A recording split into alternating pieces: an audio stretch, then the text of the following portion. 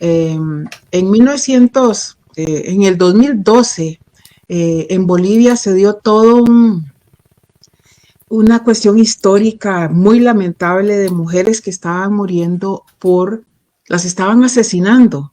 Y cuando se investigaba las razones por el cual se daban esos femicidios, una de ellas era el ejercicio político. El acceso al ejercicio político para ellas en un caso específico significó la muerte. En otros casos más recientes, después del 2012, en México, se estaba dando niveles de violencia, pero grandísimas, y donde la conducta era como muy familiar para nosotros desde nuestro entorno, pero al menos desde mi perspectiva yo no entendía que eso era violencia, porque era una actitud como muy natural, como el hecho de que si usted se mete en política se expone a todo eso, ¿verdad? Era como parte de lo normal.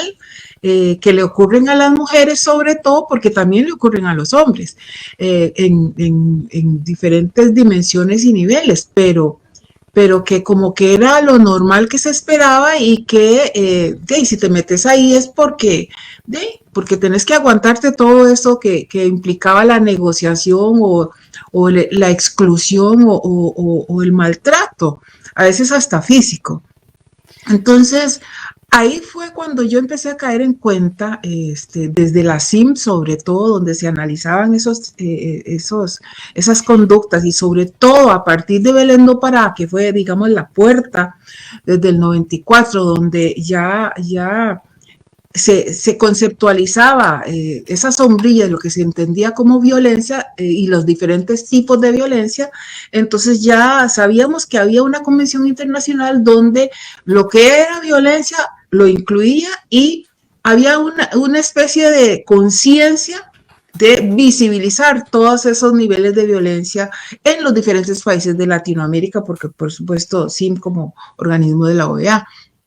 Entonces, si aunamos a eso los consensos de Quito, de Brasilia, República Dominicana, que bueno, yo participé casi en todas ellas, y el tema de violencia era recurrente, y por supuesto se tocaba también el tema de violencia política. Entonces, ese conocimiento, digamos, desde la perspectiva de la legislación, y por otro lado, el estar viendo lo que estaba ocurriendo en el país con diferentes compañeras. Yo tengo que confesarlo desde aquí, desde ya, yo en el nivel local no sufrí en lo personal, pero sí lo viví con otras compañeras, de cómo se estaban dando las diferentes formas que se estaba dando ese tipo de violencia contra ellas, y nosotros llamamos popularmente serruchadas de piso, y bueno, de todo lo que usted se puede imaginar.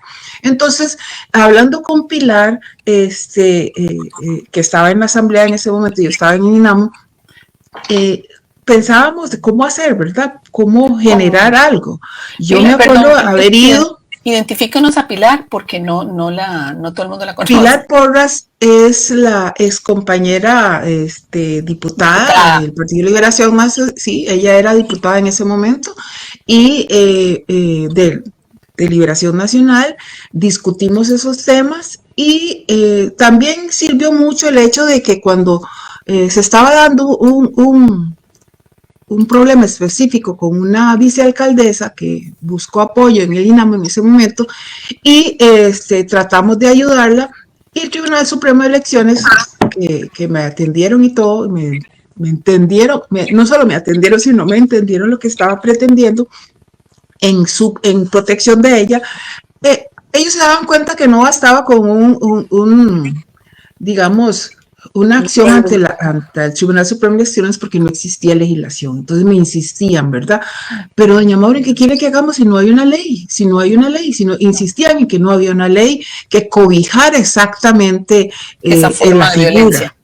Sí, esa figura. Entonces, ellos buscaron alternativas, por supuesto, le dieron respuesta a la vicealcaldesa y todo lo que, el acompañamiento que hicimos y todo, pero eran cosas como muy débiles, ¿verdad? Muy débiles por no existir ese marco legal. Entonces, Pilar asumió el reto y ella lo presentó antes de irse, lo presentó y, por supuesto, hubo una oposición, decían que qué era eso, que eso no existía, que de dónde lo habíamos sacado, que nos estábamos inventando, que ya estábamos rayando en ridículo el pretender que en política había violencia. Y bueno, ¿Quién les decía eso, perdón? Compañeros y compañeros, ¿verdad? En la asamblea, en la asamblea. En el INAMU también, Claro. en el círculo que rodea el INAMU decían que pretenden, ¿cómo van a, ustedes creen que van a lograr eso? Bueno, pero no importa. Hacía falta, era necesario, se presentó. Cuando yo llegué a la Asamblea Legislativa me di cuenta que eso se había archivado. Bueno, perdón, no, estamos hablando del periodo 2010-2014, ¿verdad? Exacto, que llego yo a la Asamblea y veo que está archivado. Entonces dije, no, esto hay que ponerlo a la orden nuevamente y lo puse, a pesar de que hubo una tímida, digamos, un tímido asomo de discusión, por supuesto en la Comisión Permanente de la Mujer, especial de la mujer, y archivado, porque, bueno, de todo, a mi compañera y amiga le costó muchas cosas, ¿verdad? Porque no hubo tal acompañamiento ni hubo tal apoyo. En el caso mío, pues como a mí uno ya tiene mucho tiempo y de estar en esto, entonces ya no le importa. Entonces, a mí me decían de todo, por supuesto.